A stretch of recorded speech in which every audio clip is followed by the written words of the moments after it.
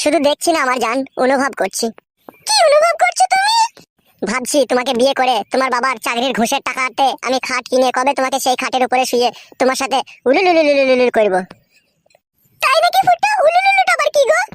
ফুলসজ্জা রাতে রাত 9টা 10টার পরে যখন লাইট বন্ধ করে দেবো, খাটের উপরে যখন তুমি একা থাকবে আর যখন তোমাকে দেখবো তখন মনটা উলুলুলুই করবে গো। বিয়ে কি করবে?